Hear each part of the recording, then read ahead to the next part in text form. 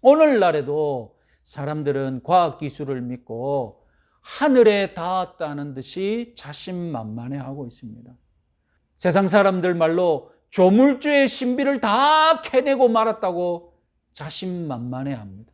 그러나 진정한 과학자들은, 겸손한 크리스찬 과학자들은 이 자연세계에서 하나의 비밀을 알면 10개, 100개 하나님의 비밀을 더 알게 된다고 인정하지 않습니까? 겸손한 지식인들은 이 세상의 진실을 하나 알면 그 하나 때문에 100개를 모르는 것을 발견한다고 말하지 않습니까? 결국 안다는 것은 무엇입니까? 안다는 것은 내가 더 많이 모른다는 것을 알아가는 과정인 거예요. 전에는 1000개를 몰랐는데 하나를 알게 되니 이제 1000개를 모르는 것이 아니라 10,000개를 모르는 처지가 된 거예요. 사람의 과학기술도 하나님께 조롱당하고 말 것을 여러분 유념하시기 바랍니다. 교만한 사람들의 과학기술로도 하나님의 신비를 캐낼 수가 없음을 믿으시기 바랍니다. 그리고 두 번째 교훈은, 지상에서는 인간은 하늘에 닿을 수 없다는 진리를 가르칩니다. 이 지상의 인간이 하늘에 자기 힘으로 자기 기술로 어떻게 해서든 하늘에 닿을 수가 없습니다. 여러분, 유명한 본문 창세기 28장 10절에서 19절, 우리 길지만 한번 읽어보겠습니다. 야곱이 부엘세바에서 떠나 하란으로 향하여 가더니 한 곳에 이르러는 해가 진지라 거기서 유숙하려고 그곳에 한 돌을 가져다가 베개로 삼고 거기 누워 자더니 꿈에 본즉 사닥다리가 땅 위에 서 있는데 그 꼭대기가 하늘에 닿았고 또 본즉 하나님의 사자들이 그 위에서 오르락내리락 하고 또 본즉 여호와께서 그 위에 서서 이르시되 나는 여호와니 너의 조부 아브라함의 하나님이요 이삭의 하나님이라. 네가 누워있는 땅을 내가 너와 내 자손에게 주리니 내 자손이 땅의 티끌같이 되어 네가 서쪽과 동쪽과 북쪽과 남쪽으로 퍼져가 나갈지며 땅의 모든 족속이 너와 내 자손으로 말미암아 복을 받으리라. 내가 너와 함께 있어 네가 어디로 가든지 너를 지키며 너를 이끌어 이 땅으로 돌아오게 할지라. 내가 네게 허락한 것을 다 이루기까지 너를 떠나지 아니하리라 하신지라. 야곱이 잠이 깨어 이르되 여호와께서 과연 여기 계시거늘 내가 알지 못하였도다. 이에 두려워하여 이르되 두렵도다. 이곳이여 이것은 다름 아닌 하나님의 집이요 이는 하늘의 문이로다 하고 야곱이 아침에 일찍이 일어나 베개로 삼았던 돌을 가져다가 기둥으로 세우고 그 위에 기름을 붓고 그곳 이름을 베델이라 하였더라. 야곱은 어떤 인물입니까? 한마디로 표현하자면 자기 손으로 천국에 닿으려고 물불을 가리지 않고 빼앗았던 사람입니다. 왜 장자만 복을 받아야 해? 차남인 나도 복을 받고 말 거야. 그래서 아버지를 속이고 형을 속이고 다 빼앗았잖아요. 자기가 다 빼앗고 하나님의 복을 다 차지한 줄. 그런데 결국 도피길에 이르고 말았습니다. 이 도피길에 오른 다 쟁취하고 다 빼앗아서 하나님의 복을 가졌다고 발버둥 치는 이 야곱에게 하나님이 나타나셔서 무엇을 보여줍니까? 하늘과 땅을 연결시키는 사닥다리를 보여주십니다. 사닥다리는 네가 만드는 것이 아니라 내가 만들어서 네가 너한테 내려주는 것이라는 것을 보여주는 것이죠. 그러면서 약속하십니다. 내가 너를 떠나지 않으리라. 너와 나 사이에는 사다리가 연결되어 있다는 것을 분명하게 약속해 주십니다. 야곱이 그렇게 탐을 내던 천상에 오르는 길, 천상에 연결된 사닥다리, 오늘도 여러분 우리 사회에서 사닥다리가 얼마나 의미 있는 단어입니까? 그렇게 탐을 내던 하늘에 이르는 사다리, 하나님이 은혜로 그냥 야곱에게 선물로 주신 것입니다. 저와 여러분들에게도 하늘에 이르는 사다리가 연결되어 있음을 믿으시기 바랍니다. 자기가 뒤늦게 이미 하나님이 나에게 사다리를 주신 것을 깨달은 그 자리에서 야곱은 그 땅 이름을 뭐라고 부릅니까? 하나님의 집이요 하늘의 문이로다라고 했지 않습니까? 하늘의 문. 여러분, 아카드어로 바벨의 뜻이 신들의 문이라는 뜻입니다. 이 바벨 지방, 바벨이 있는, 바벨론이 있는 그 도시, 그 지방에 쓰는 사람들이 아카드어를 쓰거든요. 그 사람들은 바벨을 신들의 문이라는 뜻으로 사용했습니다. 그런데 오늘 성경 본문에는 히브리어는 발랄이라고, 혼잡하다, 이 단어를 써서 바벨이라는 단어를 조롱하고 있습니다. 언어 유희를 쓰는 것이죠. 그래서 혼잡의 탑이 되어버린 거예요. 원래는 사람들이 지을 때는 뭘 짓고자 했습니까? 신들의 문을 짓고자 했는데 하나님이 어떤 탑으로 만들어 버렸습니까? 혼잡의 탑으로 만들어 버리신 거예요. 하늘과 땅을 이어주는 신들의 문, 하늘의 문, 바벨탑은 사람이 지어 올리는 것이 아니라 하나님이 선물로 내려주시는 것인 줄 믿으시기 바랍니다. 오늘 저와 여러분들은 하늘에서 내려온 사다리, 하나님이 만드신 바벨탑을 가지고 있고 연결되어 있고, 그래서 하나님이 항상 동행하시는 줄 믿으시기 바랍니다. 동행한다는 증이 무엇입니까? 동행하는 사람들은 항상 문이 열려 있는 거예요. 문을 닫은 사이는 어떤 사이입니까? 문을 닫은 사이는 동행하는 사이가 아닌 겁니다. 문이 열려 있는 사이여야만 동행하는 사이인 거예요. 우리에겐 하늘 문을 열 수 있는 특권이 있음을 믿으시기 바랍니다.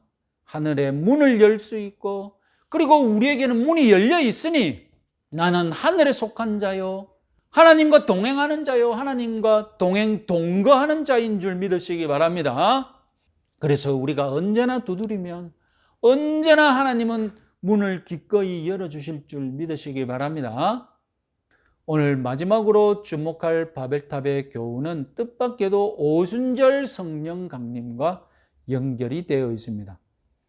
사도행전 2장에 성령이 강림하니 무슨 일이 벌어졌습니까?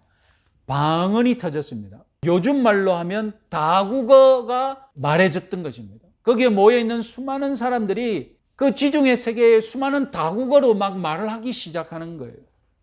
자, 이렇게 사도행전 2장의 다국어 말하기 이 현상은 특별히 언어의 저주가 내려진 바벨탑 사건을 역전시킨 사건이 되겠죠.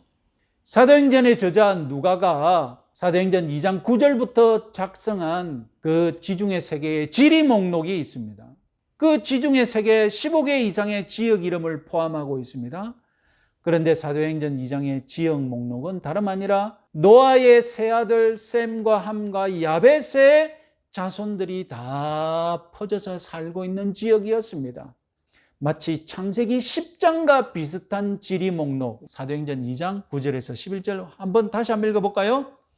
우리는 바데인과 메데인과 엘람인과 또 메소포타미아, 유대와 갑바도기아, 본도와 아시아, 부르기아와 밤벨리아, 애굽과 및 구레네에 가까운 리비아 여러 지방에 사는 사람들과 로마로부터 온 나그네 곧 유대인과 유대교에 들어온 사람들과 그레데인과 아라비아인들이라, 우리가 다 우리의 각 언어로 하나님의 큰 일을 말함을 듣는도다 하고, 여기서 엘람은 셈족의 첫째입니다. 함족에 속하는 민족은 애굽과 리비아입니다. 그리고 야벳 족속에 속하는 민족은 로마와 그레데입니다. 바벨탑의 저주는 온 세계의 언어가 하나였을 때 땅이 교만하여서 하늘에 올라가려다가 하나님이 내려오셔서 여러 언어의 저주를 내리셨던 사건이라고 말씀드렸죠. 그런데 오늘 성령 강림은 이제 땅이 겸손하여져서 하늘의 역사를 기다릴 때 하나님이 내려오셔서 언어의 저주를 해제하신 사건입니다. 그러면 언어의 저주를 해제했다면 이제 언어를 다시 하나로 만드실까요? 아닙니다. 이제 하나님은 여러 언어를 통해 사람과 기꺼이 소통하시겠다는 것입니다. 하나님이 성령으로 내려오셔서 각 나라 말로 구원의 길을 선포하고, 이제 각 민족은 자기 언어로 자기 나라 말로 하늘에 이르는 길을 가지게 될 수 있었던 것입니다. 그 시각적인 공연이 그 시각적인 데모가 바로 사도행전 2장의 오순절 성령 강림이었던 것입니다. 성령이 강림하시자 예수님의 제자들에게 무슨 일이 벌어졌습니까?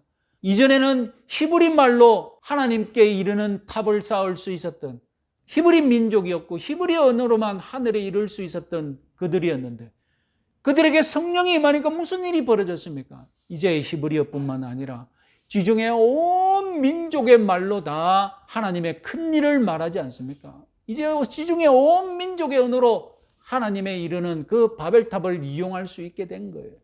유명한 사도행전 1장 8절 말씀 아시죠? 같이 한번 읽어보겠습니다. 오직 성령이 너희에게 임하시면 너희가 권능을 받고 예루살렘과 온 유대와 사마리아와 땅끝까지 이르러 내 증인이 되리라 하시니라. 여러분, 이 위대한 위임 명령이 갈릴리 촌 사람들에게 주어졌습니다. 문제가 딱 느껴지십니까? 이 명령을 받은 갈릴리 촌 사람들이 딱 이 명령을 받을 때 무엇을 걱정하실지 감이 잡힙니까? 유대 땅은 내가 어떻게 사마리아까지도 어떻게 내가 할 수 있겠는데? 그런데 땅 끝까지 가라고? 나 히브리어만 할 줄 아는데, 나 아람어만 좀 하는데, 나 헬라어 말 못하는데? 베드로마저도 헬라어를 잘 못해서 마가를 통역사로 데리고 다녔지 않습니까? 이런 한계가 바로 바벨탑의 결과였습니다. 그러나 이제 하나님이 만들어주신 바벨탑이 하늘에서 내려옵니다. 그래서 이제 갈릴리 출신의 제자들은 성령의 인도하심으로 수많은 민족들에게 복음을 전할 수 있었던 것입니다. 그 결과로 이제 수많은 민족들이 자기 언어로 하늘의 문을 열 수 있고 하늘의 문을 통하여서 하나님과 소통할 수 있게 된 것입니다.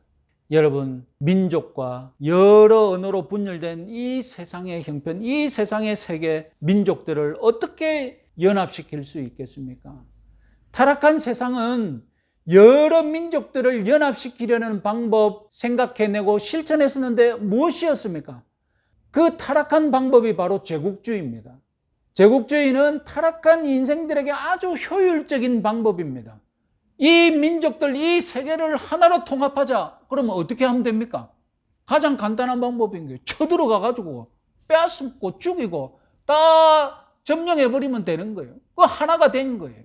무조건 정복해버리는 것이 이 민족을 통합하고 이 민족을 연합하는 방법이었어요, 지금까지.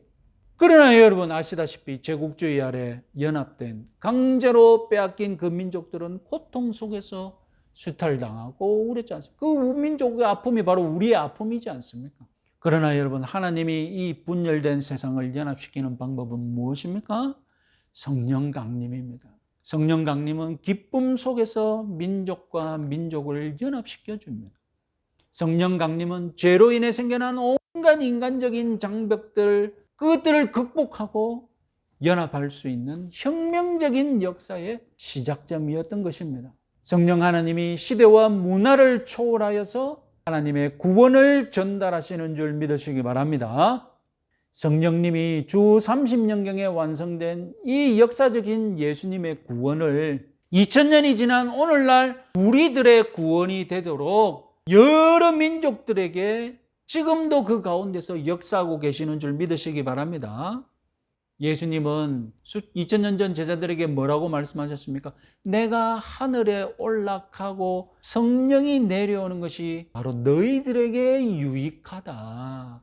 하나님은 히브리 민족, 한 민족이 히브리 언어, 한 언어로 하나님을 찬양하는 것보다 수많은 민족이 수많은 언어로 하나님을 찬양하는 것을 기뻐하시는 줄 믿으시기 바랍니다. 하나님은 당신의 백성들이 한 피부 색깔만 가지는 것보다 다양한 피부색을 가지는 것을 기뻐하시는 줄 믿으시기 바랍니다. 제자들이 수많은 언어로 이제 하늘의 문을 열 수 있는 그 혜택이 오늘날 저와 여러분들에게도 주어졌습니다. 이제 우리 히브리어, 헬라어 제가 가끔씩 말하지만 다 몰라도 됩니다. 천국 가는데 아무 문제 없습니다. 이제 우리말로도 우리는 하늘의 문을 열 수 있는 줄 믿으시기 바랍니다. 이렇게 하나님 우리에게 선물로 주신 이 하늘의 문, 이번 한 주간도 열심히 문을 여시고 그 문으로부터 하늘의 복을 받아 누리시는 저와 여러분들 되시기 바랍니다.